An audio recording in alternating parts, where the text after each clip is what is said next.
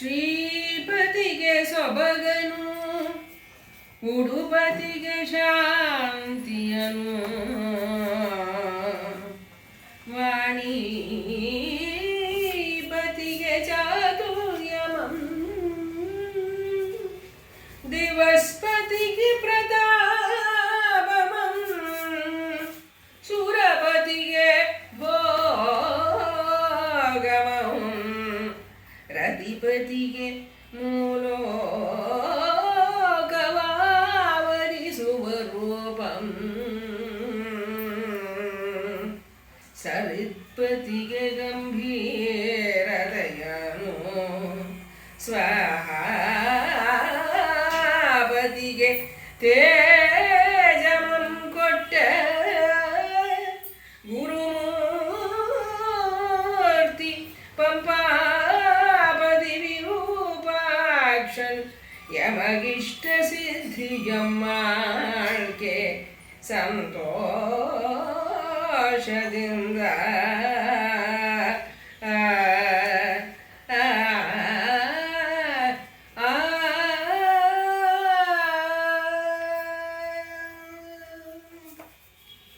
ಕೋಣಲೆರಡು ಹೋರೆ ಗಿಡುವಿಂಗೆ ಬಿತ್ತೆಂಬ ಕ್ಷೋಣಿಯಾಡುವ ಗಾದೆಯಂ ದಿಡಂ ಮಾಡ್ಪಂತೆ ಊಣಿಸಿ ವಸಿಷ್ಠಂಗೆ ಕೌಶಿಕಂ ನುಡಿದ ಪ್ರತಿಜ್ಞೆಯಂ ಗೆಲುವಡೆ ಇನ್ನು ಜಾಣಿಂ ಹರಿಶ್ಚಂದ್ರರಾಯನ ಉನ್ನತಿಯ ಅಳಿವ ಕಾಣಬೇಕೆಂದು ಅಖಿಲ ಸಾಮರ್ಥದ ಕಲಾ ಪ್ರವೀಣ ಅಂತಸ್ಥದ ಏಕಾಂತದೊಳು ಚಿಂತೆಯಿಂ ಭ್ರಾಂತಿ ಯೋಗದೊಡೆದ್ದನು.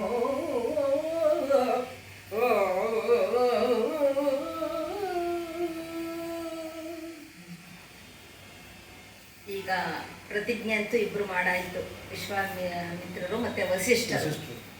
ಇವನ ಹತ್ರ ಸುಳ್ಳು ಹೇಳಿಸ್ತೀನಿ ಅಂತ ಅವರು, ಇವನ ಹತ್ರ ಸುಳ್ಳು ಹೇಳಲ್ಲ ಇವನು ಅಂತ ವಸಿಷ್ಠರು.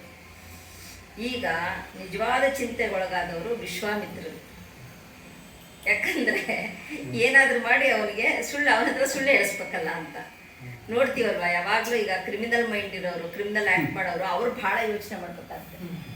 ಸುಳ್ಳು ಹೇಳ್ಬೇಕಾದವರು ಅವರು, ಮತ್ತೆ ಮೆಮೊರಿ ಇರ್ಬೇಕಾಗತ್ತೆ ಅವ್ರಿಗೆ ಸುಳ್ಳು ಹೇಳ್ಬೇಕಾದವ್ರಿಗೆ. ಆದ್ರೆ ಸತ್ಯ ಹೇಳೋರ್ಗೆ ಏನಾಗುತ್ತೆ ಅಂತ ದೊಡ್ಡ ನೆನಪಿನ ಶಕ್ತಿ ಇರಬೇಕು ಅಂತೇನಿಲ್ಲ. ಯಾಕಂದ್ರೆ ಜ್ಞಾಪಕ ಇರೋ ಒಂದು ಏನಿರುತ್ತೋ ಅದನ್ನೇ ಯಾವಾಗಲೂ ಹೇಳ್ತಾರೆ. ಈಗ ವಿಶ್ವಾಮಿತ್ರನ್ಗೇನು ಕ್ರಿಮಿನಲ್ ಮೈಂಡ್ ಆಗಿದೆ. ಈಗ ಅವನ ಹತ್ರ ಏನಾದ್ರು ಮಾಡಿ ಸುಳ್ಳು ಹೇಳಿಸ್ಬೇಕು ಅಂತ ಹೇಗೆ ಹೇಳಿಸೋದು, ಅದು ಒಂದು ದೊಡ್ಡ ಒಂದು ಸ್ಟ್ರಾಟಜಿನೇ ಮಾಡಬೇಕಾಗಿದೆ. ಸುಮ್ಮನೆ ಅವನು ಏನೋ ಆಯ್ತು ಹೇಗೋ ಹೋಗಿ ಹೇಳಿಸ್ಬಿಡ್ತೀನಿ ಅನ್ನೋ ಥರ ಮಾಡೋಕ್ಕಾಗಲ್ಲ. ಹಾಗಾಗಿ ಚಿಂತೆയും ಭ್ರಾಂತಿ ಯೋಗದೊಳು ಇರ್ತಾನು. ಒಂಥರ ಭ್ರಾಂತಿನೇ ಆಗ್ಬಿಡುತ್ತೆ ಸದಾ. ಈಗ ಅವನಿಗೆ ಜಪ ತಪ ಎಲ್ಲ ಹೋಯ್ತು. ಈಗ ಏನಿದ್ರು ಅವನ ಹತ್ರ ಸುಳ್ಳು ಹೇಳ್ಸೋದು ಹೇಗಪ್ಪ, ಸುಳ್ಳು ಹೇಳ್ಸೋದು ಹೇಗೆ ಅನ್ನೋದನ್ನ ಆ ಒಂದು ಭ್ರಮೆನಲ್ಲೇನೇ ಇದ್ದಾನೆ ಅವನು. ಧರೆಯೋಳು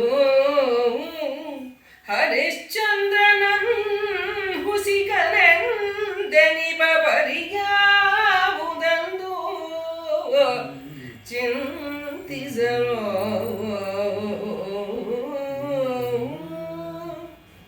ಒಂದು ಪಾಯಮಂ ಕುರಿಸೇ ಕಂಡು ಉಬ್ಬಿ ಭುಜವೈದು ನಿಜ ವೈರವಂತಸ್ಥವ ಅರಿಯದ ಮುನಿಗಳ ಕರೆದು ನೀವಿಂತೀಗ ಹೋಗಿ ಭೂವರನನು ಉಪಚರಿಸಿ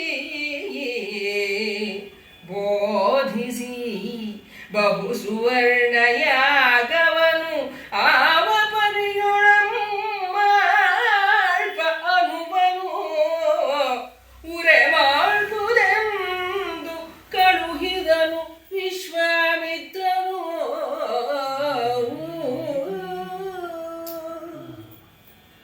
ಮೊದಲನೇ ಪದ್ಯದಲ್ಲಿ ಕವಿ ಇವರಿಬ್ಬರ ಒಂದು ಜಗಳದಲ್ಲಿ ಮಧ್ಯ ಹರಿಶ್ಚಂದ್ರನ್ ಪಾಡ್ ಹೇಗಾಯ್ತು ಅನ್ನೋದಕ್ಕೆ ಓಣ ನೆರಡು ಹೋರೆ ಗಿಡುವಿಂಗೆ ಮಿತ್ತೆಂಬ ಗಾದೆಯಂ ಅಂದ್ರೆ ಎರಡು ಕೋಣಗಳು ಹೊಡೆದಾಡಿದ್ರೆ ಒಂದು ಮರ ಮಧ್ಯ ಇಟ್ಕೊಂಡು ಎರಡು ಅದು ಗುದ್ದಾಡಿದ್ರೆ ಏನಾಗುತ್ತೆ, ಮರಕ್ಕೆ ಮೃತ್ಯು ಬರುತ್ತೆ, ಮರ ಬಿದ್ದು ಹೋಗುತ್ತೆ, ಮರನೂ ಉರುಳಿಸುತ್ತೆ ಕೋಪಕ್ಕೆ ಎರಡು ಹೊಡೆದಾಡ್ಕೊಂಡು. ಹಾಗೆ ಇವರಿಬ್ಬರ ಒಂದು ಜಿಜ್ಞಾಸೆಯಲ್ಲಿ, ಗಲಾಟಿನಲ್ಲಿ, ಜಗಳದಲ್ಲಿ ಹರಿಶ್ಚಂದ್ರನ್ ಪಾಪ ಆ ರೀತಿ ಫಜೀತಿ ಬರುತ್ತೆ ಅನ್ನೋದನ್ನ ಅಷ್ಟು ಚೆನ್ನಾಗಿ ಆ ಒಂದು ಉಪಮೆ ಕೊಟ್ಟು ಹೇಳ್ತಾನೆ ಕವಿ. ಧರೆಯುಳು ಹರಿಶ್ಚಂದ್ರನಂ ಹುಸಿಕನೆಂದೆನಿಪ ಪರಿ ಯಾವುದೆಂದು ಅಂತ ಹೇಳಿ ಹೇಗಪ್ಪ ಇವನ ಹತ್ರ ಸುಳ್ಳು ಹೆಡ್ಸೋದು ಅಂತ ಹೇಳಿ ಯೋಚನೆ ಮಾಡ್ತಾ ಇರ್ತಾನೆ. ಆಗಿದ್ದಕ್ಕಿದ್ದ ಹಾಗೆ ಅವನಿಗೊಂದು ಉಪಾಯ ಹೊಡೆಯುತ್ತೆ. ಅದನ್ನ ಉಪಾಯ ಹೊಡೆದಿದ ತಕ್ಷಣ ಕಣ್ಣುಪ್ಪಿ ಭುಜ ಬೈದು ನಿಜ ಬೈರದಂ ಅಂತಸ್ಥ ಬರಿಯದ ಮುನಿಗಳ ಕರೆದು ಓ ಅಂತ ಹೇಳಿ ಏನು ಒಂಥರ ತುಂಬ ಖುಷಿ ಆಗ್ಬಿಡುತ್ತೆ. ತನಗೆ ತಾನೇ ಬೆನ್ನು ತಟ್ಕೊಂಡು ಆಯ್ತು ಗೊತ್ತಾಯ್ತು ಬಿಡು ಇವಾಗ ಯಾವ ಥರ ಮಾಡಬೇಕು ಅಂತ ಹೇಳಿ. ಇದು ಯಾವ ವಿಷಯನೂ ಗೊತ್ತಿಲ್ಲದೆ ಇರೋ ಅಂಥ ಕೆಲವು ಮುನಿಗಳಿರ್ತಾರಲ್ಲ ಆಶ್ರಮದಲ್ಲಿ, ಅವ್ರನ್ನ ಕರೆದ್ಬಿಟ್ಟು ಹೇಳ್ತಾನೆ, ನೀವಿಂತೀಗ ಹೋಗಿ ಭೂವರನ ಅನುಪಚರಿಸಿ ಬೋಧಿಸಿ ಭೂವರನನ್ನು ಉಪಚರಿಸಿ ಬೋಧಿಸಿ ಬಹು ಸುವರ್ಣ ಯಾಗವ ನಾವ ಪರಿಯೋಣ ಮಾಡ್ಬೋದು ಅಂತ ಕೇಳಿ ಅಂತ ಹೇಳ್ಬಿಟ್ಟು ಒಂದು ದೊಡ್ಡ ಸುವರ್ಣ ಯಾಗ ಮಾಡಬೇಕಾಗಿದೆ, ಅದನ್ನ ಮಾಡೋಣ, ಅದನ್ನ ಹೇಗೆ ಮಾಡೋದು ಅಂತ ಹೇಳಿ ಹೋಗಿ ನೀವು ಅವ್ರ ಜೊತೆ ಮಾತಾಡಿ ಹರಿಶ್ಚಂದ್ರನ್ ಜೊತೆ ಅಂತ ಹೇಳಿ ಒಂದು ಬಾಣ ಬಿಡ್ತಾನೆ ವ್ಯಕ್ತಿಗೆ. ಕೌಶಿಕನ ಕುಟಿಲ ಬರಿಯದೆ ಹೋಗಿ ಮುನಿಗಳು ಅವನೀಶಂಗೆ ಮಂಗಳಾಶೀರ್ವಾದ ಶೇಷಯಂ ಸೂಸನು ಏಂ ಕಾರ್ಯ ವಿಜಯಂ ಗೈದಿರಿ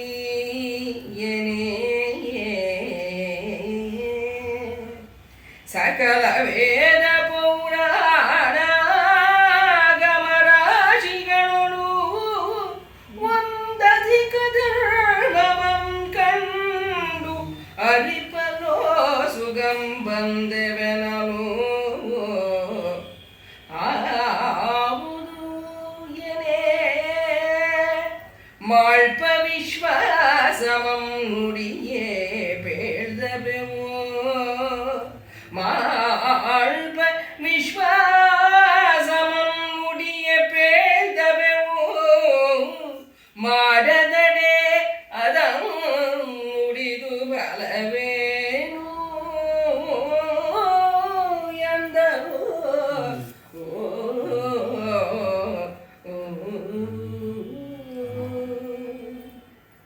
ಯಾವಾಗಲೂ ಮನುಷ್ಯನ ಹೆಚ್ಚಿಗೆ ಅವನಿಗೆ ಆಸೆ ದುರಾಸೆಗೆ ಒಡ್ಡಬೇಕು, ಏನಾದರೂ ಕೆಟ್ಟ ಕೆಲಸ ಮಾಡಿಸ್ಬೇಕು ಅಂದರೆ ಎರಡೇ ಬಹಳ ಚೆನ್ನಾಗಾಗೋದು, ಒಂದು ಅರ್ಥ, ಇನ್ನೊಂದು ಕಾಮ.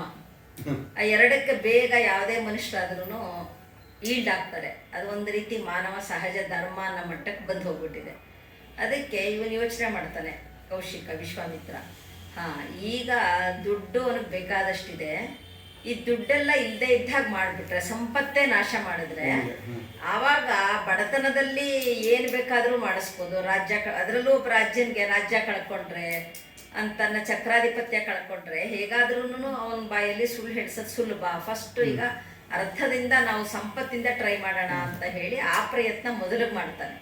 ಹಾಗಾಗಿ ಏನು ಮಾಡ್ತಾನೆ, ಆ ಮುನಿಗಳನ್ನು ಅಲ್ಲಿಗೆ ಕಳಿಸ್ತಾನೆ. ಮತ್ತೆ ಮುನಿಗಳು ಬಂದರು ಅಂದ ತಕ್ಷಣ ಒಂದಿಷ್ಟು ಹರಿಶ್ಚಂದ್ರಗೇನು, ನಮ್ಮ ಭಾರತೀಯ ಪರಂಪರೆಯಲ್ಲಿ ಏನು ಯಾವಾಗ್ಲೂ ಗೃಹಸ್ಥಾಶ್ರಮದವರು ಸನ್ಯಾಸಾಶ್ರಮವನ್ನು ಗೌರವಿಸ್ಬೇಕು, ಸತ್ಕರಿಸ್ಬೇಕು ಅನ್ನೋದು. ಮತ್ತೆ ಆಶ್ರಮನೇ ಮಾಮೂಲಿ ಯಾವಾಗಲೂ ಇರೋದು, ಸನ್ಯಾಸಾಶ್ರಮ ಅಂದರೆ ವಿಶೇಷ ಅಂತ. ಹಾಗಾಗಿ ಅವರು ಮುನಿಗಳು ಬಂದ್ರಪ್ಪ ಅಂತ ಹೇಳಿ ವಿಶೇಷವಾಗಿ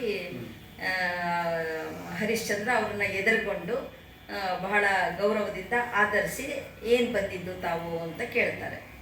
ಅದಕ್ಕೆ ಅವ್ರು ಹೇಳ್ತಾರೆ, ಸಕಲ ವೇದ ಪುರಾಣ ಆಗಮ ರಾಶಿಗಳು ಅಧಿಕ ಧರ್ಮಮಂ, ಅಂದರೆ ನಾವೆಲ್ಲ ಬೇಕಾದಷ್ಟು ವೇದ ಪುರಾಣ ಆಗಮ ಎಲ್ಲನೂ ಓದಿದ್ದೀವಿ. ಅದರಲ್ಲಿ ಒಂದು ಒಳ್ಳೆಯ ಒಂದು ಅಧಿಕ ಧರ್ಮ, ಬಹಳ ಒಂದು ಒಳ್ಳೆಯದಾದ ವಿಚಾರನ ನಾವು ಕಂಡುಕೊಂಡಿದ್ದೀವಿ, ಅದನ್ನ ಹೇಳೋಣ ನಿನಗೆ ಅಂತ ಬಂದಿದ್ದೀವಿ.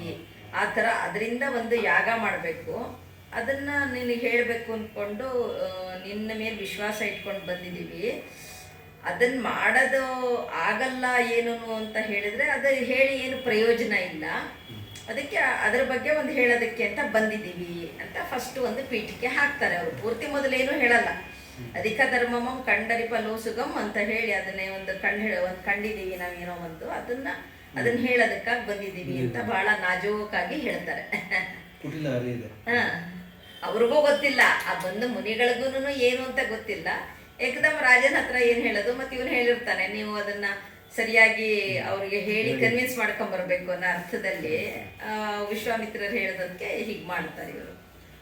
ಮನ ಒಸೆದು ಮಾಡುವಂತಾಗಿ ಗುರುವಾಸಿಷ್ಠ ಮುನಿಯ ಪದ ಪಂಕಜದಾಣೆ ನೆಟ್ಟನೆ ಪೇಳುವುದು ಎನೆ ಬಹು ಸುವರ್ಣ ಯಾಗ ಕೋಟಾನು ಕೋಟಿಗಳೊಳು ಅಧಿಕ ಬಲವು ನಿನಗಲ್ಲದೆ ಉಳಿದ ಭೂಪರ್ಗೆ ಆಗದು ಎಂದರೆ ಅದರನುವಾವುದು ಎನೆ ನೆರೆದ ಮುನಿಗಳಿಗೆ ದೋಷ ನೆಟ್ಟನೆ ನಿನಗೆ ಬಾರದಂದದಿ ಬೇಡಿದ ನಿತು ವಸ್ತುವನ್ನು ಈಯಬೇಕೆಂದರು. ನೆರೆದ ಮುನಿಗಳಿಗೆ ದೋಷ ನೆಟ್ಟನೆ ಬಾರದಂದದಿ ಬೇಡಿದ ಅನಿತು ವಸ್ತುವನ್ನು ಈಯಬೇಕೆಂದರು.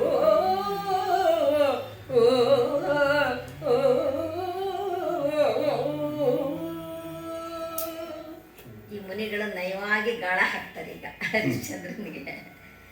ಪಾಪ ಹರಿಶ್ಚಂದ್ರ ಏನು ಹೇಳ್ತಾನೆ, ಇಲ್ಲ ನೀವೇನಿರುತ್ತೆ ಹೇಳಿ, ನಾನು ಗುರುಗಳ ಪಾದದಾಣೆ ನೀವು ಹೇಳಿ ಅದನ್ನು ನಾನು ಮಾಡ್ತೀನಿ ಮನಸ್ಸಿಗೆ ಬಂದಾಗ, ಅಂದರೆ ನನ್ನ ಮನಸ್ಸಿಗೆ ಅದು ಮಾಡ್ತೀನಿ ಅಂತ ಹೇಳಿದ್ಮೇಲೆ ನಾನು ಮಾಡ್ತೀನಿ ಅಂತ.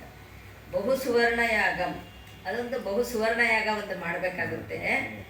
ಆ ಕೋಟಾನು ಕೋಟಿಗಳ ಅಧಿಕ ಫಲವು, ಅಂದರೆ ಅದು ಫಲನೂ ಅಧಿಕ ಸಿಗುತ್ತೆ, ಮತ್ತೆ ಅದಕ್ಕೆ ಖರ್ಚುನೂ ಹಾಗೇನೆ.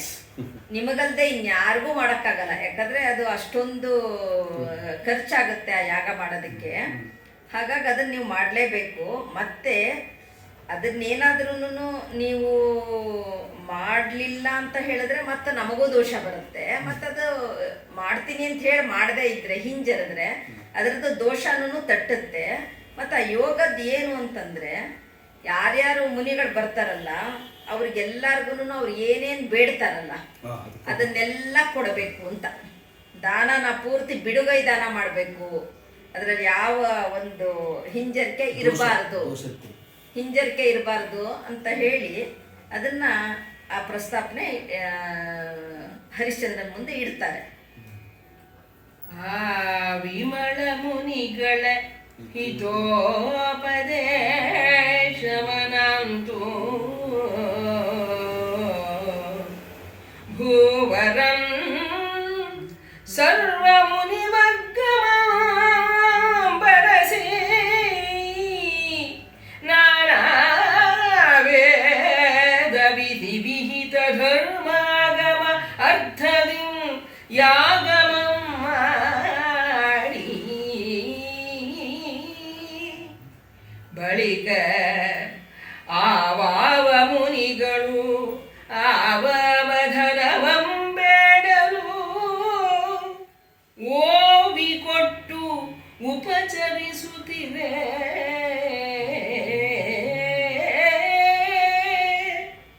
ಬಂದ ಸುಜನಂ ಮೃಗಧೀವರ ಕಪಟವಟು ಕೌಶಿಕ ವಾಸಿಷ್ಠ ಮುನಿ ಹೋದ ಹೊತ್ತನು ಅರಿದು ವಾಸಿಷ್ಠ ಮುನಿ ಹೋದ ಹೊತ್ತನು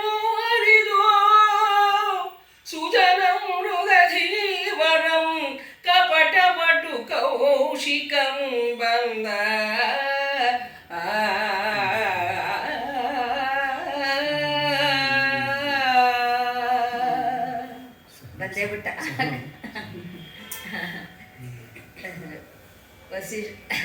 ಎಷ್ಟು ಅವನು ಆ ಉಪಾಯ ಮಾಡ್ತಾನೆ ಅಂದರೆ ವಿಮಳ ಮುನಿಗಳ ಹಿತೋಪದೇಶವನ್ನಂತು.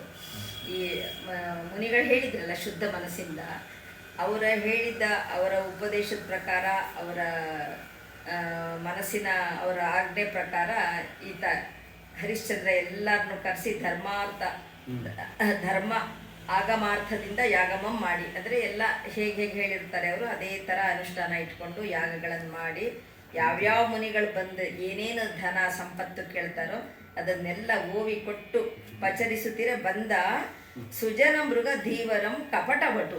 ಎಷ್ಟು ಚೆನ್ನಾಗಿ ಇಲ್ಲಿ ಕವಿ ಹೇಳ್ತಾನೆ ಅಂದ್ರೆ, ಜಿಂಕೆಗಳ ಮಧ್ಯ ಒಂದು ಒಬ್ಬ ಬೇಡ ಬಂದ ಹಾಗೆ. ಜಿಂಕೆಗಳೆಲ್ಲ ಚೆನ್ನಾಗಿ ಮೇಯ್ತಾ ಇದೆ, ಮಧ್ಯ ಒಬ್ಬ ಬೇಡ ಬಂದ್ರೆ ಅಲ್ಲಿ ಪರಿಸ್ಥಿತಿ ಏನಾಗ್ಬೋದು. ಹಾಗೆ ಇಲ್ಲೆಲ್ಲ ಚೆನ್ನಾಗಿ ಯಾಗ ಎಲ್ಲ ನಡೀತಾ ಇದೆ, ಹರಿಶ್ಚಂದ್ರನು ಎಲ್ಲ ಕೊಡುಗೈದಾನಿ ಎಲ್ಲರಿಗೂ ಕೊಡ್ತಾ ಇದ್ದಾನೆ, ಎಲ್ಲ ಚೆನ್ನಾಗಿ ಆಗ್ತಾ ಇದೆ. ಆ ಕಪಟವಟು ಒಬ್ಬ ಬರ್ತಾನೆ, ಅಂದ್ರೆ ಇವರೇ ಕೌಶಿಕಂ ವಾಸಿಷ್ಠ ಮುನಿ ಹೋದ ಹೊತ್ತನರಿದು. ಇದು ಉಪಾಯ. ಅವನ ಆ ಕಡೆ ಹೋದ, ವಾಸಿಷ್ಠ ಮುನಿ ಆ ಕಡೆ ಹೋದ್ರು ಅಂದ ತಕ್ಷಣ ಈ ಕಡೆ ಈ ಕಪಟ ವಟು ವಿಶ್ವಾಮಿತ್ರರು ಬರ್ತಾರೆ.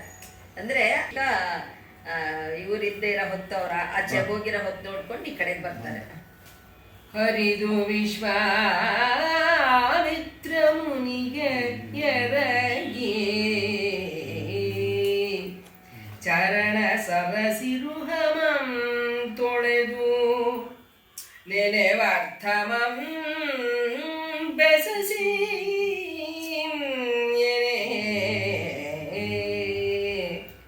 ಪಿರಿಯ ಕರಿಗೆಮ್ಮೆಟ್ಟಿ ಕವಟೆಗೆಮ್ಮಿಡಿದಡೆ ಎನಿತುದ್ದಕ್ಕೆ ಹೋಗುವುದೋ ಅದರ ಸರಿ ಎನಿಸಿ ಸುರಿದ ಹೊಸ ಹೊನ್ನ ರಾಶಿಯನು ಈವುದು ಅರಸ.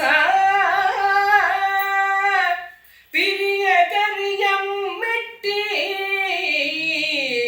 ಕವಡೆಯಮ್ಮಿಡಿದಡೆ ಎನಿತುದ್ದಕ್ಕೆ ಹೋಗುವುದೋ ಅದರ ಸರಿ ಎನಿಸಿ ಸುರಿದ ಹೊಸ ಹೊನ್ನ ರಾಶಿಯನು ಈವುದರ ಎಂದೆನೆ ಹಸಾದಂ ಕೊಟ್ಟೆನದನು ಈಗಲೂ ಇರದೊಯ್ಯುವುದು ಎನೆ ನಿನ್ನ ಮೇಲಿರಲಿ ಬೇಹಾಗ ತರಿಸಿಕೊಂಡ ಪೆರೆಂದನು.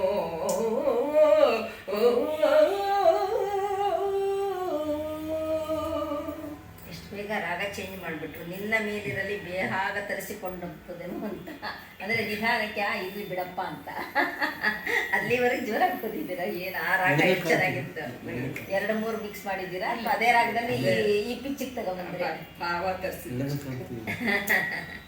ಬಹಳ ಚೆನ್ನಾಗಿತ್ತು. ವಿಶ್ವಾಮಿತ್ರರಿಗೆ ಅವ್ರ ಪಾದಗಳಿಗೆ ಎರಗಿ ಅವ್ರಿಗೆ ಪಾದ ತೊಳೆದು ಕೇಳ್ತಾರೆ. ಹರಿಶ್ಚಂದ್ರ ಕೇಳ್ತಾನೆ, ಏನು ಆಯಿತು ನೀವು ಬಂದ್ರಿ, ಮುನಿವರಿಯರು ಏನಾಗಬೇಕು, ತಮಗೇನು ಕೊಡಬೇಕು ಹೇಳಿ ಅಂತ. ಭಾಳ ಸಿಂಪಲ್ ಆಗೇ ಕೇಳ್ತಾರೆ ಅವರು. ಪಿರಿಯ ಕರಿಯಂ ಮೆಟ್ಟಿ ಇದ್ದಿದ್ರೆ ದೊಡ್ಡಾನೆ, ಕವಡೆಯಂ ಬಿಡಿದಡೆ ಎನಿತುದ್ದಕ್ಕೆ ಹೋಗುದ ಅದ ಸರಿ ಎನಿಸಿ. ಅಯ್ಯಪ್ಪ, ಅದನ್ನ ನಮ್ಗೆ ಇಮ್ಯಾಜಿನ್ ಮಾಡ್ಕೊಂಡ್ರೆ ಹೇಗನ್ಸುತ್ತಲ್ವಾ? ಆ ಕಲ್ಪನೆ ನೋಡಿ ಕವಿದು. ಅವ್ರು ಎಷ್ಟು ಕೇಳಿದಾರೋ ಎಷ್ಟು ಬಿಟ್ಟಿದಾರೋ, ಇದು ಒಂದು ಕಲ್ಪನೆ ಇದೆಯಲ್ಲ, ಎಂಥ ಅದ್ಭುತ ಕಲ್ಪನೆ ಅಲ್ಲ ಇದು.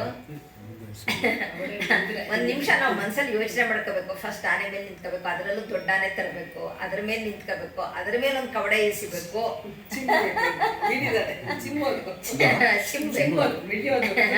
ಮಿಡಿದೆಡೆ ಕವಡೆಯ ಮಿಡಿದೆಡೆ ಎನಿತುದ್ದಕ್ಕೆ ಅದು ಎಷ್ಟು ದೂರಕ್ಕೆ ಹೋಗುವುದೋ ಅದಕ್ಕೆ ಸರಿ ಅನ್ನಷ್ಟು ಸುರಿದ ಹೊಸ ಹೊನ್ನ.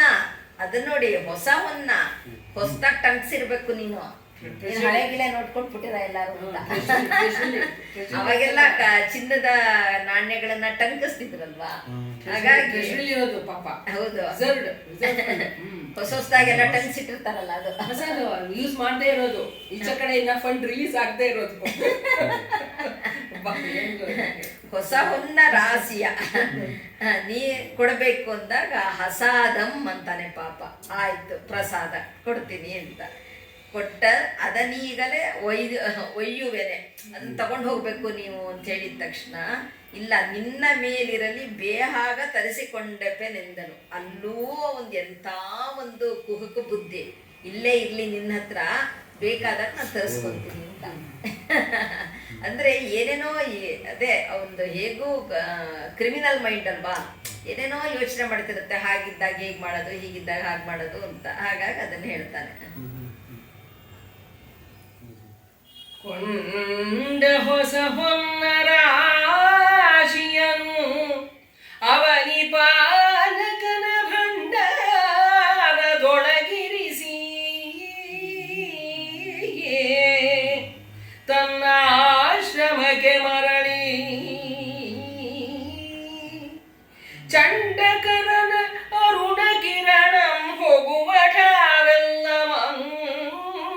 ಮಂತೀವಿದು ಅವನ ಸತ್ಯ. ಪಂಡಿತನ ಮುಂದೆ ದೇವೇಂದ್ರನಿದಿರಲಿ ಮುನಿಯ ಬಂಡರಂ ಮಾಳ್ಬೆ ಭೂಪತಿಯಲಿ ಅನೃತವನಿಲ್ಲಿ ಕಂಡೆನಾದಡೆ. ಭೂಪತಿಯಲಿ ಅನೃತವನು ಇಲ್ಲಿ ಕಂಡೆನಾದಡೆ. ಪಂಡಿತರ ಮುಂದೆ ದೇವೇಂದ್ರನಿದಿರಲಿ ಮುನಿಯ ಭಂಡನಮ್ಮ ಆಳ್ಬೆ. ಕಾಣ್ಬದರನಾವುದು ಎಂದು ಚಿಂತಿಸಿದ ವಿಶ್ವಾಮಿತ್ರನು.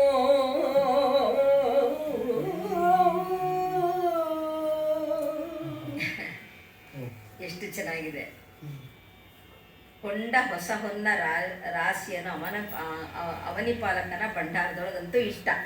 ಯಾಕಂದ್ರೆ ಈಗ ತಗೊಂಡೋಗಿ ಮಾಡಿ ಎಲ್ಲ ಆದರೆ ಇನ್ನೇನೋ ಮುಂದಿಂದು ಅಷ್ಟು ಒಳ್ಳೆ ಉಪಾಯ ನನಗೆ ಹೊಳಿದೇ ಇರ್ಬೋದು, ಸದ್ಯಕ್ಕೆ ಇಲ್ಲಿರ್ಲಿ ನೋಡೋಣ ಅಂಥೇಳಿ ಈಗ ಅರುಣ ಕಿರಣಂ ಹೋಗುವ ಟಾವೆಲ್ಲಮಂ ತಿಳಿದ್ ಇದಂತೂ ಮಾಡಿದ ಮೇಲೆ, ಈ ಯಾಗ ಮಾಡಿ ಇಷ್ಟೆಲ್ಲ ಋಷಿ ಮುನಿಗಳಿಗೆ ದಾನ ಧರ್ಮ ಕೊಟ್ಟ ಮೇಲೆ ಆ ಹರಿಶ್ಚಂದ್ರನ ಕೀರ್ತಿ ಅರುಣ ಕಿರಣಂ ಹೋಗುವ ಟಾವೆಲ್ಲ, ಅಂದ್ರೆ ಎಲ್ಲೆಲ್ಲಿ ಸೂರ್ಯ ಕಿರಣ ನುಗ್ಗಕ್ಕೆ ಸಾಧ್ಯ ಆಗ್ತಿತ್ತಲ್ಲ ಅಲ್ಲೆಲ್ಲ ಅವನ ಕೀರ್ತಿ ಪ್ರಸರಿಸ್ತು ಅಂತ. ಅಷ್ಟರ ಮಟ್ಟಕ್ಕೆ ಇಷ್ಟೋ ಈಗ ಹರಿಶ್ಚಂದ್ರ ಇಂಥ ಯಾಗ ಮಾಡ್ದ, ಇಷ್ಟು ದಾನ ಧರ್ಮ ಮಾಡ್ದ ಅಂತೆಲ್ಲ ಕಡೆ ಅವನ ಕೀರ್ತಿ ಅಷ್ಟು ಪ್ರಸಾರ ಆಯ್ತು. ಅವನ ಕೀರ್ತಿ ಅನ್ನೋದನ್ನ ಎಷ್ಟು ಚೆನ್ನಾಗಿ ಹೇಳ್ತಾನೆ. ಅರುಣ ಕಿರಣ ಹೋಗ ಟಾವಲ್ಲೆಲ್ಲನೂ ಇದು ಅಂತ ಅಂದ್ರೆ ಪ್ರಪಂಚದಾದ್ಯಂತ ಜಗತ್ತಿನಾದ್ಯಂತ ಹರಡಿತು. ಆವಾಗ ಒಂದು ಯೋಚನೆ ಆಗುತ್ತೆ, ಪಂಡಿತರ ಮುಂದೆ ದೇವೇಂದ್ರನ ಇದರಲ್ಲಿ ಆ ಮುನಿಯ ಭಂಡನಂ ಮಾಳ್ಪೆ ಅಂದರೆ ಆ ಮುನಿ ವಸಿಷ್ಠರನ್ನ ಭಂಡನ್ ಮಾಡ್ತೀನಿ ಅಂದರೆ ಸುಳ್ಳು ಹೇಳಿದ್ದಾರೆ ಅಂತ ಅವ್ರನ್ನ ವಾದದಲ್ಲಿ ಸೋಲಿಸ್ಬೇಕು, ಅವ್ರ ಮಾತನ್ನ ಸುಳ್ಳಾಗಿಸ್ಬೇಕು ಅಂತ ನಾನು ಪ್ರಯತ್ನ ಮಾಡ್ತಾ ಇದ್ದೀನಿ. ಇಲ್ಲಿ ನೋಡಿದ್ರೆ ಈ ಥರ ಆಗಿದೆ, ಇವ್ನ ಕೀರ್ತಿ ಮತ್ತೂ ಜಾಸ್ತಿ ಆಗ್ಬಿಟ್ಟಿದೆ. ಈಗ ನಾನು ಇನ್ನು ಹೇಗೆ ಮಾಡಲಿ, ಇನ್ನು ಹೊಸ ಉಪಾಯ ಏನು ಅಂಥೇಳಿ ಮತ್ತೆ ಯೋಚನೆ ಆಗುತ್ತೆ ಇವನಿಗೆ. ಮುಳಿದು ಮೃಗ ಸಂಕುಳಗಳನ್ನು ಹುಟ್ಟಿಸಿ ನಾಡ ಬೆಳೆಗಳ ಗೆಡಿಸಿ ಕೇಡಿಂಗೆ ಬೆಂಡಾಗಿ ಜನವು ಅಳವಳಿದು ಬಾಯಿಟ್ಟು ದೂರಿದಡೆ ಕೇಳು ಸೈರಿಸಲಾರದೆ ಆ ಹುಯ್ಯಲ ಬಳಿ ಬಿಡಿದು ಬೆಂಟೆಗೆ ಇದಂದ ಭೂಪಾಲಕನನು ಎಳತಟಂ ಮಾಡಿ ತೆಗೆದು ಎನ್ನಾಶ್ರಮ ಕೊಯ್ದು ಬಳಿಕ ನೋಡುವೆನು ಅವನ ಸತ್ಯಗಿತ್ಯದ ಬಲುಹನು ಬೆಂಟೆಗೆ ತಂದ ಭೂಪಾಲಕನನು ಎಳತಡಂ ಮಾಡಿ ಎನ್ನಾಶ್ರಮ ಕೊಯ್ದು ಅವನ ಸತ್ಯಗಿತ್ಯದ ಬಲುಹನು ನೋಡುವೆನು ಎಂದ ವಿಶ್ವಾಮಿತ್ರನು.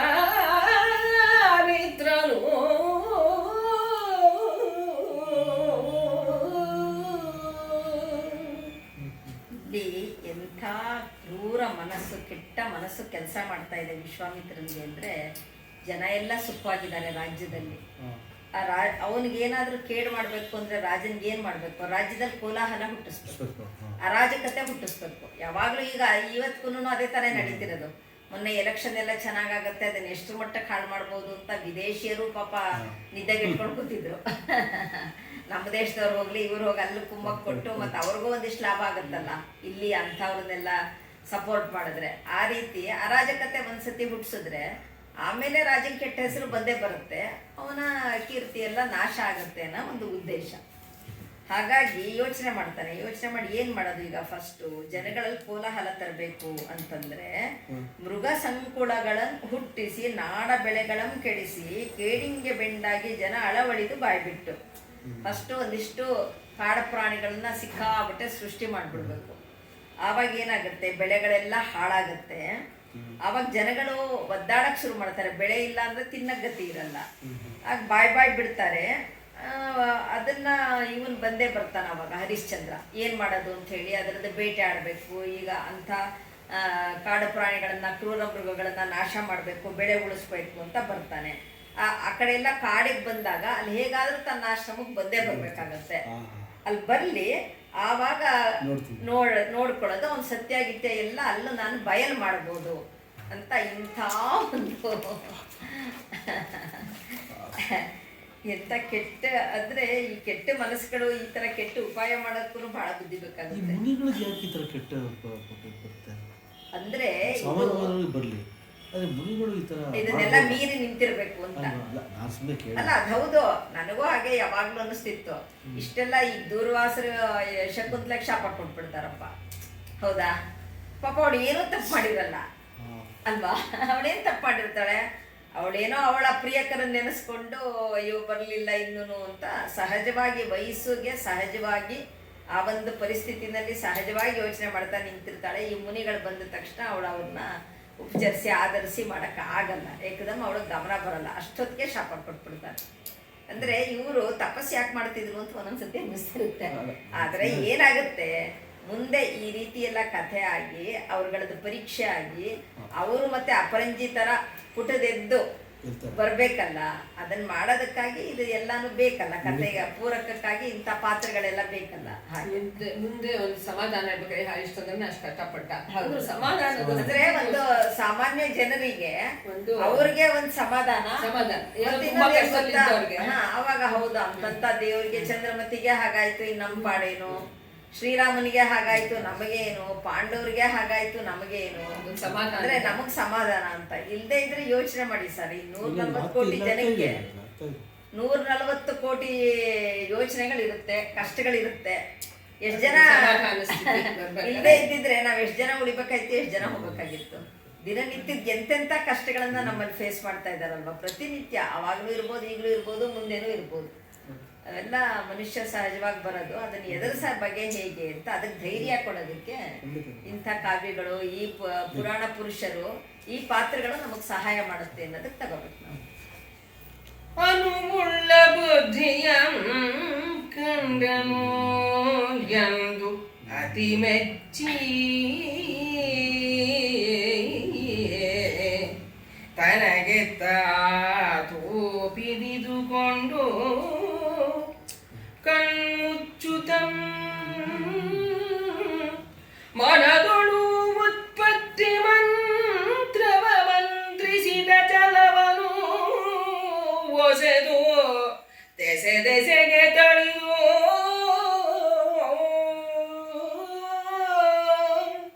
ವಿನಯದ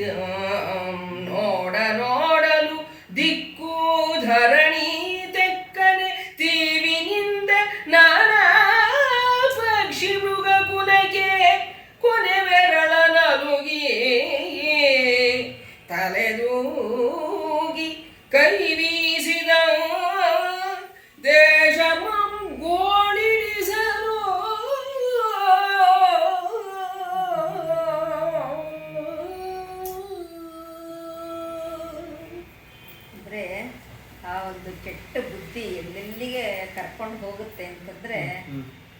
ಕಡೆನೇ ಯೋಚನೆ ಮಾಡ್ತಾನೆ, ಏನು ಮಾಡೋದಪ್ಪ ಅಂಥೇಳಿ.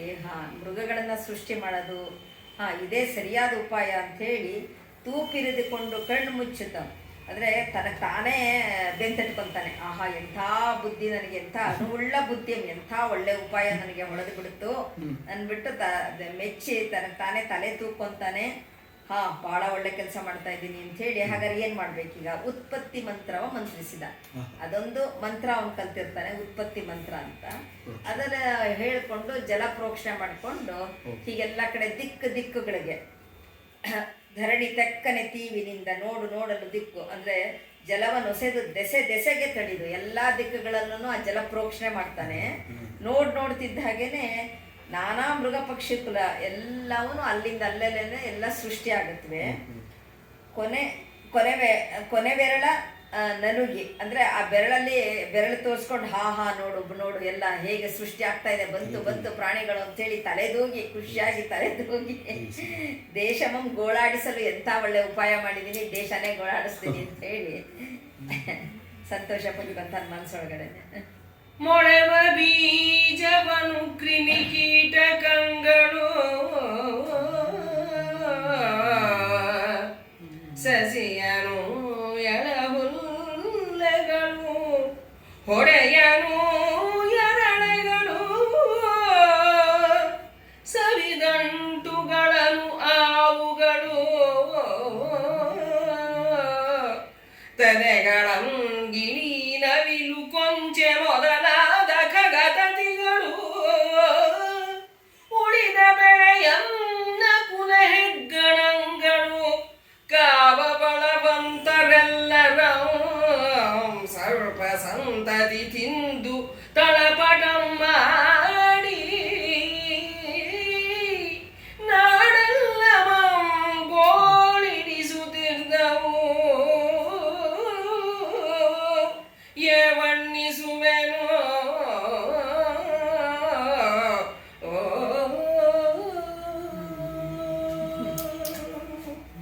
ಅವನು ಮಾಡಿರೋ ಇಂಥ ಒಂದು ಅನಾಹುತನ ಏನಂತ ವರ್ಣಿಸ್ಲಿ ಅಂತ ಹೇಳ್ತಾನೆ ಕವಿ.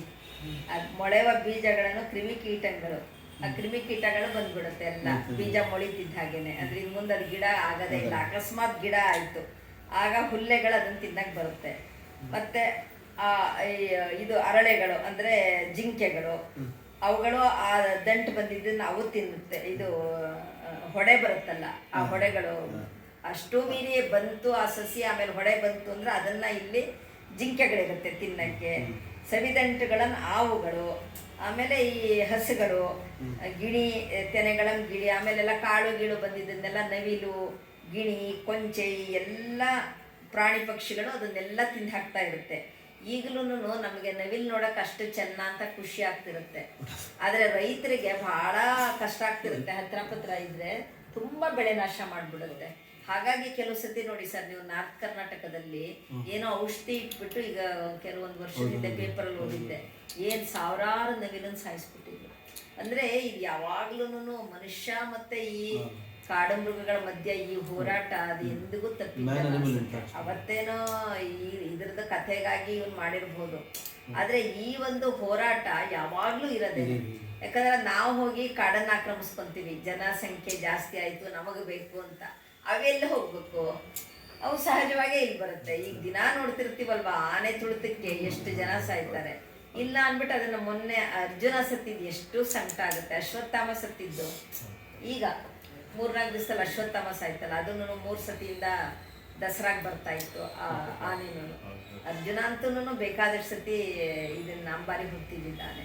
ಅಂದ್ರೆ ಏನ್ ಮಾಡಿದಾರೆ ಅವರು, ಆ ಫೆನ್ಸಿಂಗ್ ಹಾಕಿರ್ತಾರಲ್ಲ, ಸೋಲಾರ್ ಫೆನ್ಸಿಂಗು, ಆ ಸೋಲಾರ್ ಫೆನ್ಸಿಂಗ್ ಹತ್ರ ಇದು ಹೋದಾಗ ಅವ್ರು ಹೇಳೋದೇನು, ಏನೋ ಒಂದು ಇದು ವಯರ್ ಇರುತ್ತಲ್ಲ, ಲೈವ್ ವಯರ್ ಅದ್ರ ಮೇಲೆ ಬಿದ್ದಿತ್ತು, ಇದು ಫೆನ್ಸಿಂಗ್ ಪಕ್ಕ ಬರೋವಾಗ ಅದಕ್ಕೆ ಶಾಕ್ ಹೊಡಿತು ಅಂತ.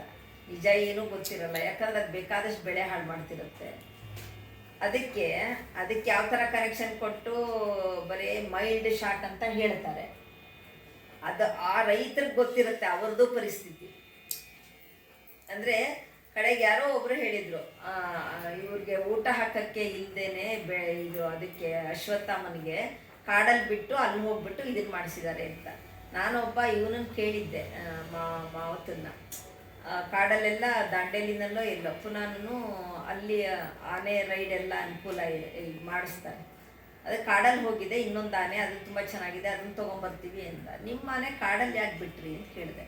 ಇಲ್ಲ, ಅವುಗಳಿಗೆ ಏನಾಗುತ್ತೆ ಅಂದರೆ ನಾವು ಸದಾ ಕಟ್ಟು ಹಾಕಿದ್ರೆ ಭಾಳ ಕಷ್ಟ ಅಲ್ವಾ, ಅವುಗಳ ಪಾಪ ಕಾಡಲ್ಲಿ ತಿರುಗಾಡ್ಕೊಂಡಿರೋಂಥ ಪ್ರಾಣಿಗಳು, ನಾವು ಅದಕ್ಕೆ ಹಿಂಸೆ ಕೊಡ್ತೀವಿ, ಹಾಗಾಗಿ ಅದಕ್ಕೆ ಕಾಲಿಗೊಂದು ಚೈನ್ ಹಾಕ್ಬಿಟ್ಟು ಬಿಟ್ಬಿಡ್ತೀವಿ, ಅದೆಲ್ಲ ಓಡಾಡಿಕೊಂಡು ಮಾಡಿಕೊಂಡು ಮತ್ತು ಅದು ಚೈನ್ ಎಳ್ಕೊಂಡು ಹೋಗುತ್ತಲ್ಲ ಸರ್, ಅದರದ್ದು ಗುರುತು ಗೊತ್ತಾಗುತ್ತೆ ನಮಗೆ. ನೀವು ಕರ್ಕೊಂಬರ್ತೀರಿ ಹೇಗೆ ಅಂದೆ ಪುನಃ, ಅದಕ್ಕೆ ಅದು ಗೊತ್ತಾಗುತ್ತೆ, ಬರುತ್ತಂತೆ ಅದು ಪಾಪ ಪುನಃ ಬರುತ್ತೆ. ಅಥವಾ ಅವು ಇನ್ಯಾವುದಾದ್ರೂ ಆನೆಗಳಿದ್ರೆ ಹೆಣ್ಣಾನೆ ಬೇರೆ ಆನೆ ಅವುಗಳಿಗೆ ಮೀಟಿಂಗಿಗೆ ಬೇಕಾಗಿರುತ್ತೆ, ಹೀಗೆಲ್ಲಾನು ಅದನ್ನ ಬಿಟ್ಬಿಟ್ಟಿರ್ತೀವಿ ನಾವು, ಆಮೇಲೆ ಕರ್ಕೊಂಬರ್ತೀವಿ ಅಂತ ಆ ಉದ್ದೇಶಕ್ಕಾಗಿ ಬಿಡ್ತಾರೆ.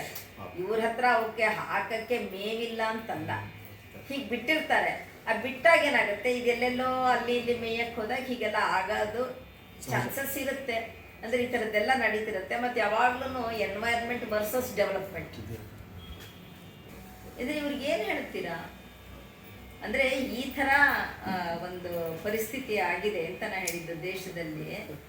ಇದು ಆವಾಗ ಇಲ್ಲಿ ಅಂದರೆ ಪ್ರಾಣಿಗಳೆಲ್ಲನೂ ಹೇಗೆ ಬೆಳೆಗಳನ್ನು ತಿನ್ಕೊಂಡು ಹೋಗ್ತಿತ್ತು ಅನ್ನೋದಕ್ಕೆ ನನಗೆ ಅದೆಲ್ಲ ಅನ್ನಿಸ್ತೀಗ. ಮತ್ತು ಉಳಿದ ಬೆಳೆನ ಇದು ಯಾವುದು ಅಳಿಲು ಹೆಗ್ಗಣಗಳು ತಿಂದುಬಿಡ್ತಿತ್ತಂತೆ. ಅಂದರೆ ಆ ಥರ ಇವನ ಶಾಪದಿಂದ ಆಗಿರೋದಲ್ಲ ಇದೆಲ್ಲ. ಇದನ್ನ ಕಾವ ಬಳವಂತವರೆಲ್ಲರಂ ಸರ್ಪ ಸಂತತಿ ತಿಂದು, ಮತ್ತು ಇದನ್ನ ಯಾರು ಕಾಯ್ಕೊಂಡು ತೋಟ ಗದ್ದೆನಲ್ಲಿ ಕಾಯ್ಕೊಂಡು ಕೂತಿರ್ತಾರಲ್ಲ ಅವರನ್ನ ಈ ಸರ್ಪಗಳು ಬಂದು ತಿನ್ನೋದು ಮನುಷ್ಯನ ಕಾವಲ್ಗಾರನ್ನ. ಹಾಗೆ ಮಾಡಿ ಈಗಲೂ ಅಷ್ಟೇ ಸಣ್ಣ ಹಳ್ಳಿಗಳ ಕಡೆ ನೋಡ್ತೀನಲ್ಲ, ಈ ಕಾಡಹಂದಿ ಇರುತ್ತಲ್ಲ ತುಂಬ ಕಾಟ ಆಗುತ್ತೆ. ಆ ಕಾಡಹಂದಿಗಳು ಬಂದ್ಬಿಡುತ್ತೆ. ಇದು ಎಂಥದ್ದು ಭತ್ತ ಬೆಳೆದಿದ್ದಾಗ ಬಂದು ಎಲ್ಲ ಒಂದು ಸತಿ ನುಗ್ಬಿಟ್ಟು ಅಂದರೆ ಪಾಪ ಅರ್ಧಕ್ಕರ್ಧ ಬೆಳೆ ಹಾಳು ಮಾಡಿ ಹೋಗ್ಬಿಡುತ್ತೆ. ಹಾಗಾಗಿ ಕಾಯ್ತಾ ಕೂತಿರ್ತಾರೆ. ಅಲ್ಲೇ ಒಂದು ಇದನ್ನ ಮಟಾಡಿದು ಶೆಡ್ ಥರ ಹಾಕ್ಕೊಂಡಿರ್ತಾರೆ ತೋಟಗಳ ಹತ್ರ, ಇದನ್ನ ಇಟ್ಕೊಂಡಿರ್ತಾರೆ. ಈಗಂತೂ ಅದನ್ನು ಇದು ಗುಂಡು ಹಾಕೋಕ್ಕೆ ಪರ್ಮಿಷನ್ ಕೊಡ್ತಾರೆ ಇತ್ತೀಚೆಗೆ. ಹಾಗಾಗಿ ಅದನ್ನು ಈಗಂತೂ ಹೀಗೆ ಸಾಯಿಸ್ತಾರೆ. ಮುಂಚೆ ಸೋಲಾರ್ ಫೆನ್ಸಿಂಗ್ ಹಾಕಿದ್ರು ಅದನ್ನೂ ಎಲ್ಲ ಅವಾಯ್ಡ್ ಮಾಡ್ಕೊಂಡು ಬರ್ತಿದ್ವು. ಅವು ಬುದ್ಧಿವಂತ ಆಗ್ಬಿಟ್ಟಿರುತ್ತೆ, ತೋಚಾಗಿರುತ್ತೆ. ಹಾಗೆ ಬೆಳೆಯ ದೆಸೆಯುಂಟಾಯ್ತು,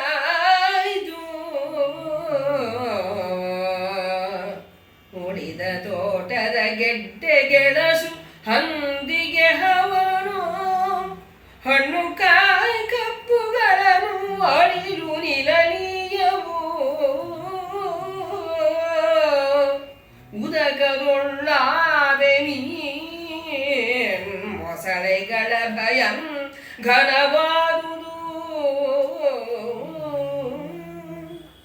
ಎಳಗರುಗಳಂ ತೋಳನು ಆಕಳಂ ಹುಲಿ ಮೀರಿ ಸುಳಿವವರನು ಅಮ್ಮಾವು, ಕರಡಿ ಕಾಳ್ಕೋಣಂಗಳು ಉಳಿಯಲಿಯದಿರೆ ನಾಡು ಎಯ್ದೆ ಬಾಯ್ ಬಿಟ್ಟು ದೂರಲು ಹರಿದರು ಅವನಿಪತಿಯೇ.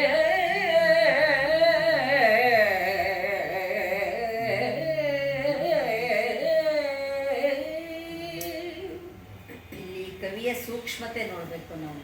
ಮೇಲ್ಗಡೆ ಬೆಳೆದಿರೋ ಬೆಳೆಗಳನ್ನೆಲ್ಲ ಯಾವ ರೀತಿ ಹಾಳು ಮಾಡ್ಬೋದು ಅನ್ನೋದು ನಡೀತಾ ಇದೆ. ಇನ್ನು ಅಳದು ಏನಾದ್ರು ಗೆಡ್ಡೆ ಗೆಣಸು ಇರುತ್ತಲ್ಲ, ಹಣ್ಣು ಮರದಲ್ಲಿ ಬಿಟ್ಟಿದ್ದು, ಅದು ಹೇಗೆ ಬೆಳೆಯ ಬೆಳೆಗಳ ದೆಸೆ ಈ ಥರ ಆಯಿತು. ಉಳಿದ ತೋಟದ ಗೆಡ್ಡೆ ಗೆಣಸುಗಳು ಇದು ಹಂದಿಗಳು, ಹಣ್ಣು ಕಾಯಿ ಕಪ್ಪುಗಳು ಅಳಿಲು, ಮತ್ತೆ ನಿಲ್ಲದಕ್ಕೆ ಬಿಡಲ್ಲ ಈ ಅಳಿಲ್ಗಳು ಬಂದು ತಿನ್ನೋದು. ಹಂದಿಗಳು ಕಾಯಿ ಕಪ್ಪುಗಳನ್ನು ಅಳಿಲ್ ತಿಂದು ಹಾಕ್ತಾ ಇತ್ತು. ಆಮೇಲೆ ನೀರೊಳಗಡೆ ಮೀನು ಮೊಸಳೆಗಳು ಅದನ್ನು ಯಾವುದನ್ನು ಹೀಗೆ ಉದಕದೊಳ ಆವೆ ಮೀನು ಮೊಸಳೆಗಳ ಭಯಮಂ ಘನವಾದುದು. ಮತ್ತು ಅದು ಇನ್ನೊಂದು ಥರ ಕಾಟ ಕೊಡೋದು ನೀರೊಳಗಿನ ಪ್ರಾಣಿಗಳು.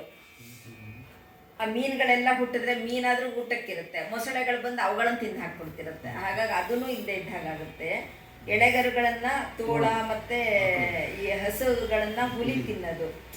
ಈ ಮತ್ತೆ ಅಲ್ಲಲ್ಲಿ ಸಂಚಾರ ಮಾಡ್ತಿರೋರನ್ನ ಈ ಕಾಡು ಕೋಣ ಕರಡಿ ಇವುಗಳು ಹಿಡಿದು ತಿಂದು ಹಾಕ್ಬಿಡ್ತಾ ಇತ್ತು. ಅಂದರೆ ಒಟ್ಟು ಎಲ್ಲೂ ನೆಮ್ಮದಿಯಾಗಿಲ್ಲದೆ ಇರೋ ಹಾಗೆ ಈ ಪ್ರಾಣಿ ಪಕ್ಷಿಗಳು ಈ ಮನುಷ್ಯನ ಜೀವನನ ತುಂಬ ಒಂದು ನರಕಮಯ ಮಾಡಿ ಗೋಳಾಡಿಸ್ತಿದ್ವು. ಆವಾಗ ಜನಗಳು ವಿಧಿ ಇಲ್ಲದೆ ಅವನಿಪತಿ ರಾಜನ ಹತ್ರ ಬರ್ತಾರೆ. ನಮ್ಮಾವು ಸುಳಿಯುವವರ ಅಮ್ಮಾವು ಅಮ್ಮಾವು ಅಮ್ಮಾವು ಅಂದ್ರೆ ಕಾಡುದಲ್ಲ, ಕಾಡುದನ. ಸುಳಿಬವರನ್ ಅಮ್ಮಾವು ಕರಡಿ ಕರಡಿ ಅಲ್ಲಿ ಓಡಾಡೋರ್ನ ಅಮ್ಮಾವು ಕರಡಿ ಕಾಳ್ಕೋಣ ಅವುಗಳೆಲ್ಲ ಅಟ್ಯಾಕ್ ಮಾಡ್ಬಿಡ್ತಾ ಇದ್ವು ಅಂತ. ಉಳಿಯಲೀಯದಿರೆ ಉಳಿಯಲೀಯದಿರೆ. ಭೂಸುರರು ಮಂತ್ರಾಕ್ಷತೆಯನಿತ್ತು ಶಿವಭಕ್ತರಾಸುರದಿ ಭಸಿತಮಂ ಕೊಟ್ಟು ಒಳಿದ ಜನವೆಲ್ಲ ಲೇಸನಿಪ ವಸ್ತುವಂ ಕಾಣಿಕೆಯನಿತ್ತು. ಆಗ ಭೂಪ ಚಿತ್ತೈಸು ಎಂದು ದೇಶದೊಳಗಾದ ಖಗಮೃಗದ ಬಾಧೆಯನು ಧರಣೀಶನೆನಿಸುವ ಹರಿಶ್ಚಂದ್ರ ರಾಯಂಗೆ ತಮ್ಮ ಸರಳಿವಂತೆ ಭಿನ್ನಯಿಸುತ್ತ ಕೈ ಮುಗಿಯುತ್ತಿದ್ದರು.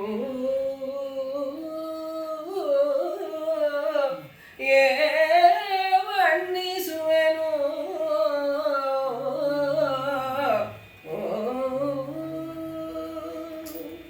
ಕವಿ ಎಷ್ಟು ಚೆನ್ನಾಗಿ ಬರೀತಾನೆ. ವರ್ಣಿಸುವೆನು, ಹೇಗಪ್ಪ ಬಣ್ಣಿಸ್ಲಿ ನಾನು ಇದನ್ನ ಅಂತ ಚೆನ್ನಾಗಿ ಬಣ್ಣಿಸ್ಕೊಂಡೇ ಬರ್ತಾನೆ ಎಲ್ಲ ಕಡೆ.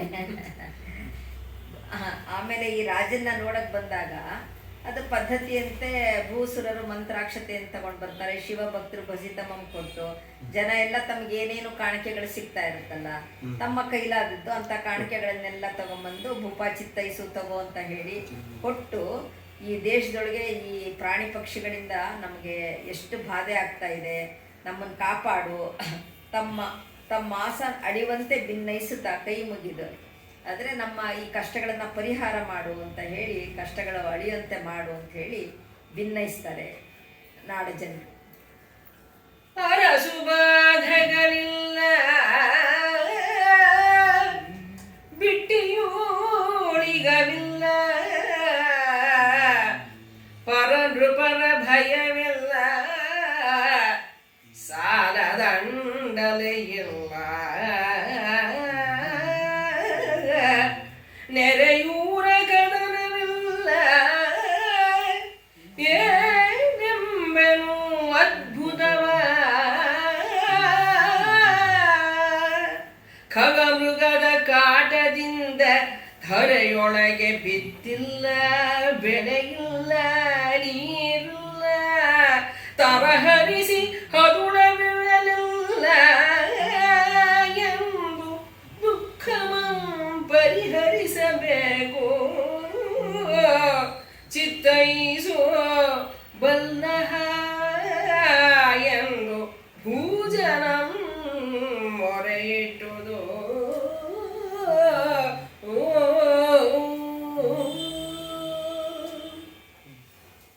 ಇಷ್ಟು ಈ ಪದ್ಯ ಆಗಿನ ಕಾಲಕ್ಕಲ್ಲ ಈಗಿನ ಕಾಲಕ್ಕೂ ಹೇಗೆ ಇದಾಗುತ್ತೆ ಅಂದ್ರೆ, ಅರಸುಗಳ ಬಾಧೆ ಇರಲಿಲ್ಲ ರಾಜನಿಗೆ, ಅಕ್ಕಪಕ್ಕದವ್ರ ಅರಸುಗಳದ್ದು ಯಾವ್ದು ಬಾಧೆನೂ ಇರಲಿಲ್ಲ ಜನಗಳಿಗೆ, ಅಥವಾ ಬೇರೆ ಭಯ ಇಲ್ಲ, ಸಾಲ ಶೂಲ ಮಾಡಿದ್ದೀವಿ ಇನ್ನ ಇದಿಲ್ಲ, ಯುದ್ಧಗಳಿಲ್ಲ, ನೆರೆಯೂರ ಕದನವಿಲ್ಲ, ಯಾವುದೂ ಏನೂ ಇಲ್ಲ. ಇದನ್ನ ನಮ್ಮ ದೇಶ ಎಷ್ಟು ಚೆನ್ನಾಗಿದೆ ಅನ್ನೋದನ್ನ ಇದು ಹೀಗೆ ಇದೆ ಅಂತ ನೋಡ್ಬೇಕಾದ್ರೆ ಆ ವಿಯಾನ್ ಟಿವಿ ಇದೆಯಲ್ಲ, ವಯಾನ್ ಅಂತ ಒಂದು ಬರ್ತಲ್ಲ, WION ಆ ಚಾನಲ್, ಅದನ್ನ ನೋಡಿದಾಗ ಆವಾಗ ಮಾತ್ರ ಗೊತ್ತಾಗುತ್ತೆ ಸರ್ ನಮ್ಮ ದೇಶ ನಾವ್ ಎಷ್ಟು ಚೆನ್ನಾಗಿದ್ದೀವಿ, ನಾವ್ ಎಂತ ಸುಖಿಗಳು, ಇಲ್ದೇ ಇರೋ ದುಃಖ ಏನೇನೋ ತಗೊಂಬಂದ್ರೆ ಅದು ನಮ್ಮ ಹಣೆ ಬರ. ಬಿಟ್ರೆ ಆ ಎಲ್ಲಾ ದೇಶಗಳಲ್ಲೂ ಅದ್ ಏನ್ ಗಲಾಟಿ ಜಗಳ, ಏನು 1000 ಜನನ್ ಕೊಂದ್ರು, 500 ಜನನ್ ಕೊಂದ್ರು, ಆ ಹಮಾಸು ಇಸ್ರೇಲ್ ಅಂತೂ ನೋಡ್ತಾನೆ ಇದ್ದೀವಿ ಯಾವ ಮಟ್ಟಕ್ಕೆ ನಡೀತಾ ಇದೆ ಅಂತ. ಇಷ್ಟೆಲ್ಲ ಮಾಡಿದಾಗ ನಮ್ಮ ದೇಶ ಎಷ್ಟೋ ಸುಭಿಕ್ಷವಾಗಿದೆ, ಎಷ್ಟೋ ನೆಮ್ಮದಿಯಾಗಿದ್ದೀವಿ. ದುಡಿದೇ ಕೂತ್ಕೊಂಡವ್ನಿಗೆ ಏನು ಮಾಡೋಕ್ಕಾಗಲ್ಲ, ದುಡಿದ್ರಂತೂ ನಾವು ನಮ್ಮನ್ನ ಹುಟ್ಟಿಸ್ಕೊಳ್ಳೋಂಥ ಒಂದು ಶಕ್ತಿ ನಮಗೆ ಇದೇ ದೇಶದಲ್ಲಿ ಇದೆ, ಅದು ಸಿಗುತ್ತೆ. ಮನೆಯಲ್ಲಿ ಇದನ್ನು ಓದ್ತಾ ಇದೀವಲ್ಲ, ಇದೇ ನೆಮ್ಮದಿ. ಹೌದು, ಇದೇ ನೆಮ್ಮದಿ ಇರೋ ಕಾಲದಲ್ಲಿ ಮಾತ್ರ ಇವೆಲ್ಲ ಆಗುತ್ತೆ. ಇಲ್ಲ ಮನುಷ್ಯಂಗೆ ಏನಾಗುತ್ತೆ, ಹೊಟ್ಟೆ ಬಟ್ಟೆ ಅಂತ ಶುರುವಾದ ತಕ್ಷಣ ಬಾಕಿ ಯಾವ್ದ್ರ ಬಗ್ಗೆನೂ ಇಲ್ಲ. ನಮ್ಮ ದೇಶದಲ್ಲಿ ನೋಡಿ ಸರ್, ಈಗ ಸಾವಿರಾರು ವರ್ಷದಿಂದ ಎಂತೆಂಥ ಮಹಾಕಾವ್ಯಗಳು ಹುಟ್ಟಿತು, ಏನೇನು ದೇವಸ್ಥಾನಗಳು, ಲಲಿತ ಕಲೆಗಳು, ಶಿಲ್ಪಕಲೆ, ನೃತ್ಯ, ಸಂಗೀತ ಎಲ್ಲ ಈ ಮಟ್ಟಕ್ಕೆ ಉಚ್ಛ್ರಾಯ ಸ್ಥಿತಿ ಇದೆ ಅಂತಂದ್ರೆ ಆವಾಗ ಎಷ್ಟು ಶಾಂತಿ, ನೆಮ್ಮದಿ, ಸಂಪತ್ತು ನಮ್ಮ ದೇಶದಲ್ಲಿ ಇತ್ತು ಅಂತ ಇಷ್ಟೇ ನಮಗೆ ತೋರಿಸುತ್ತೆ. ಇನ್ಯಾವುದೂ ಬೇಡ. ಯಾಕಂದ್ರೆ ಯಾವಾಗಲೂ ನೆಮ್ಮದಿಯಾಗಿದ್ದಿದ್ದ ಕಾಲ. ಆಮೇಲೆ ಬಂತು ನೋಡಿ, ಆ ಮೊಘಲರು ಬಂದರು, ಬ್ರಿಟಿಷರು ಬಂದರು, ಎಲ್ಲ ಆ ಥರ ಆಗ್ತಾ ಹೋಯ್ತು, ದೇಶ ಹಾಳಾಗ್ತಾ ಹೋಯ್ತು. ಅಂದರೆ ಸಮೃದ್ಧಿ ಎಷ್ಟು ಮಟ್ಟಕ್ಕಿತ್ತು. ಅದು ಯಾವಾಗಲೂ ಎಲ್ಲ ರೀತಿಯಿಂದ ನೆಮ್ಮದಿ ಇದ್ದಾಗ ಮಾತ್ರ ಒಬ್ಬ ರಾಜನಿಗೆ ಒಂದು ದೇವಸ್ಥಾನ ಕಟ್ಸೋಕ್ಕಾಗತ್ತೆ. ಒಂದು ತಂಜಾವೂರು ದೇವಸ್ಥಾನ, ಒಂದು ಚಿದಂಬರಂ ದೇವಸ್ಥಾನ, ಎಲ್ಲ ಮದುವೆ ದೇವಸ್ಥಾನ, ಏನು ಹುಡುಗಾಟದ ಮಾತು ಅವೆಲ್ಲ ಕಟ್ಸೋದು. ಇವತ್ತಿಗೂ ಕೆಲವೆಲ್ಲ ಅದು ಹೇಗೆ ಮಾಡಿದ್ರು ಫೌಂಡೇಶನ್ ಏನು ಅನ್ನೋದನ್ನ ಅರ್ಥವಾಗಲ್ಲ ಈಗಿನವ್ರಿಗೂ. ಅಂದರೆ ಆ ಥರ ಸುಭಿಕ್ಷದ ಕಾಲ ಇದ್ದಾಗಿರುತ್ತೆ ಅಂತ. ಹಾಗೆ ಪಾಪ ಇವ್ರಿಗೆ ಅದು ಯಾವುದೂ ಕಾಟ ಇರಲಿಲ್ಲ. ನೆಮ್ಮದಿಯಾಗಿದ್ದವ್ರಿಗೆ ಖಗಮೃಗದ ಕಾಟ, ಧರೆಯೊಳಗೆ ಬಿತ್ತಿಲ್ಲ, ಬೆಳೆ ಇಲ್ಲ, ನೀರಿಲ್ಲ ಅಂತ ಒಂದು ಪರಿಸ್ಥಿತಿ ಬಂದ್ಬಿಡ್ತು. ಹದುಳವಿರಲಿಲ್ಲ ಅಂದರೆ ನಮಗೇನು ನೆಮ್ಮದಿನೇ ಇಲ್ಲ, ನಮಗೆ ಸೌಖ್ಯ ಇಲ್ಲ, ನಮಗೆ ಅಂದರೆ ಯಾವುದೂ ಸರಿಯಾದ ಸುಸ್ಥಿತಿಯಲ್ಲಿ ಇಲ್ಲ. ಅದನ್ನು ಪರಿಹರಿಸು ಅಂತ ಹೇಳಿ ರಾಜನ ಹತ್ರ ಮೊರೆ ಇಟ್ಕೊಂಡು ಬರ್ತಾರೆ. ಲೀಲೆಯಿಂದೋಲಗಂಗೊಟ್ಟು ಜಯಲೋಲ ಭೂಪಾಲಕಂ ಕರೆ ಕರೆ ಸಮಸ್ತ ಬೇಂಟೆಯ ಶಬರ ಜಾಲವ ಖಗ ಹೃದಯದ ಶೂಲಮಂ ಮೃಗದ ಕಡೆಗಾಲಮ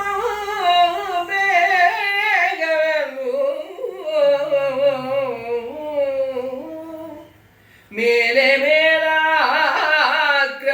ಕರಸೆ ನೆಟ್ಟಿಸುವ ಕಣ್ಣಾಲಿ ಕತ್ತಲಿಸೆ ಕತ್ತಲೆಯ ತತ್ತಿಗಳಂತೆ ಹೋಲಿಕೆಗೆ ಹೊರಗಾಗೆ ಬರುತ್ತಿದ್ದರು. ಕಣ್ಣಾಲಿ ಕತ್ತಲಿಸೆ ಕತ್ತಲೆಯ ತತ್ತಿಗಳಂತೆ ಹೋಲಿಕೆಗೆ ಹೊರಗಾಗೆ ಬರುತ್ತಿದ್ದರು. ಅಮಮ ಕರ್ಕಶ ಬೇಡ ಒಡೆಯೊಡೆಯರು.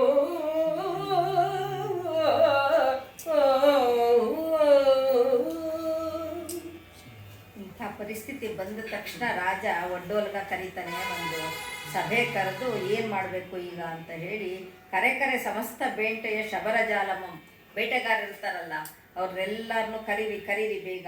ಖಗಹೃದಯ ಶೂಲಮಂ ಅಂದರೆ ಆ ಪ್ರಾಣಿ ಸಂಕುಲಕ್ಕೆ, ಹೃದಯಕ್ಕೆ ಅವರು ಶೂಲ ಥರ ಇರ್ತಾರಲ್ಲ ಪ್ರಾಣಿ ಕೊಲ್ಲೋರು. ಹಾಗಾಗಿ ಮೃಗದ ಕಡೆ ಗಾಲಮಂ ಬೇಗದೆಂದು ಅಂದರೆ ಆ ಪ್ರಾಣಿಗಳನ್ನು ಹಿಡಿಯೋದಕ್ಕೆ, ಬೇಟೆ ಆಡೋದಕ್ಕೆ ಬಲೆಗಳು ಇದು ತಗೊಂಡೆಲ್ಲ ಹೊರಡಲಿ, ಮೇಲೆ ಆಕ್ರಮಿಸಿ ಕರಸೆ ಅಂಥೇಳಿ ತರಾತುರಿನಲ್ಲಿ ಎಲ್ಲರನ್ನೂ ಕರೆಸ್ತಾನೆ. ನಿಟ್ಟಿಸುವ ಕಣ್ಣಾಲಿ ಕತ್ತಲಿಸೆ ಬರ್ತಾರೆ ಅವರೆಲ್ಲ. ಅವ್ರನ್ನೆಲ್ಲ ನೋಡಿದ್ರೆ ಹೇಗಾಗುತ್ತೆ ಅಂದರೆ ಕಣ್ಣಿಗೆ ಕತ್ತಲೆ ಬಂದು ಹೋಗುತ್ತೆ. ಅವ್ರು ಬಂದಿರೋ ಥರ ಕತ್ತಲೆಯ ತತ್ತಿಗಳಂತೆ. ಅಂದರೆ ಅವ್ರು ಹೇಗಿರ್ತಾರೆ ಅಂದರೆ ಕಪ್ಪಗೆ ಕತ್ತಲೆ ಮೊಟ್ಟೆ ಇಟ್ಟಾಗೆ ಅಂತ, ಕತ್ತಲೆಯ ತತ್ತಿಗಳಂತೆ.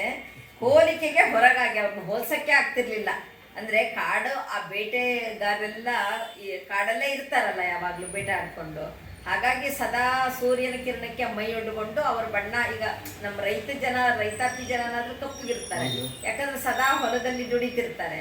ಹಾಗಾಗಿ ಸದಾ ಮೈ ಮೇಲೆ ಆ ಸೂರ್ಯನ ಕಿರಣ ಬೀಳ್ತಾ ಇರುತ್ತೆ, ಸಹಜವಾಗಿ ಅವ್ರು ಕಪ್ಪಾಗ್ತಾರಲ್ವಾ.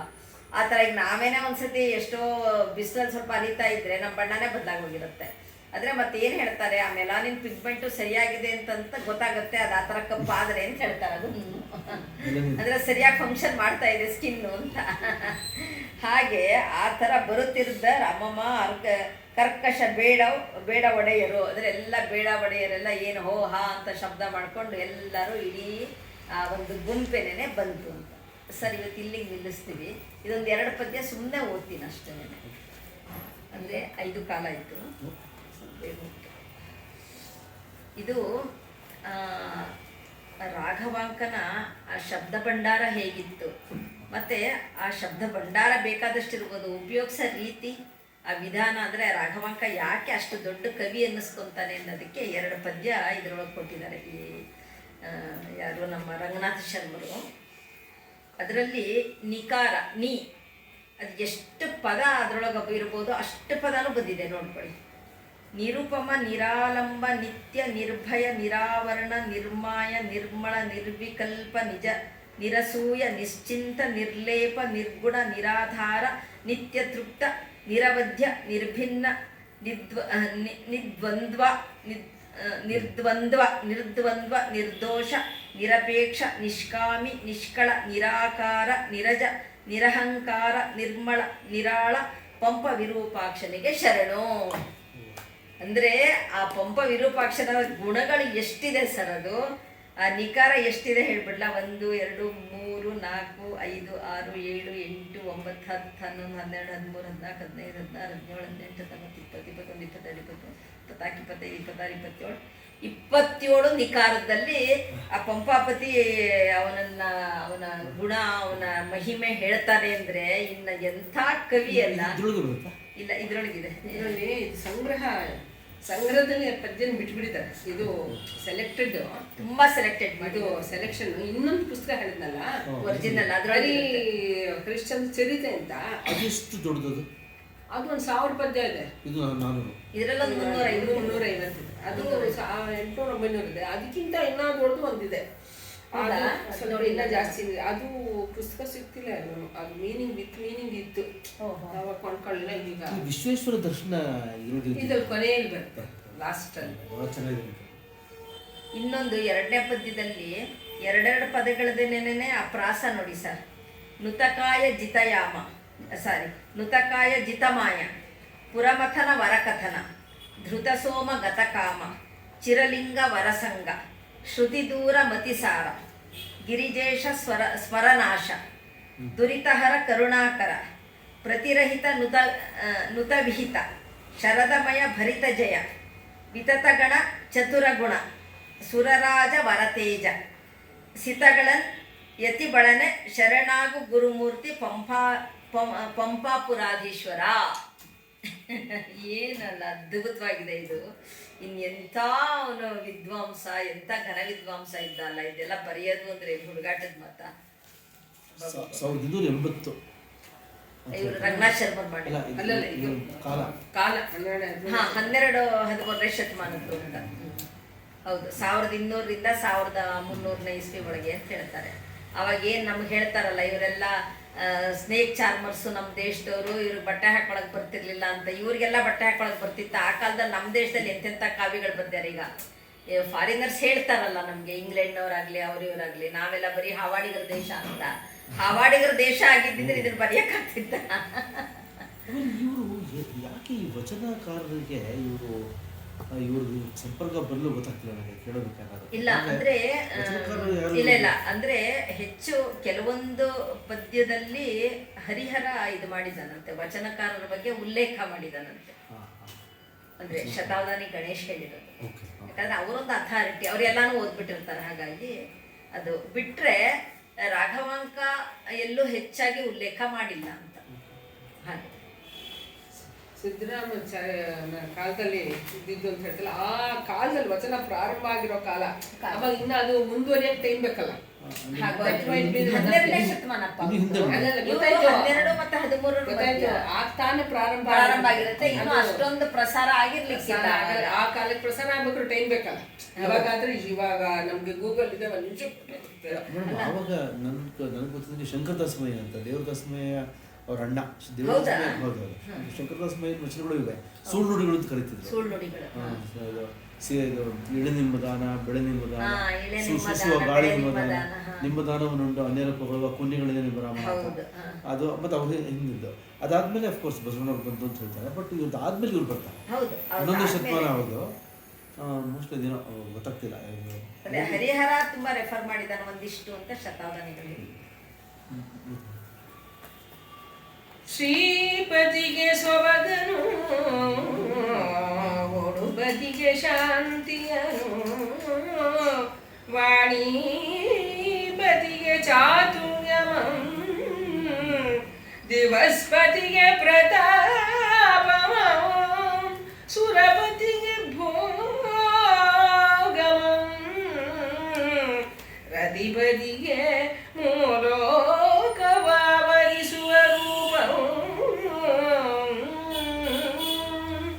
ಸರಿತ್ಪತಿಗೆ ಗಂಭೀರತೆಯನು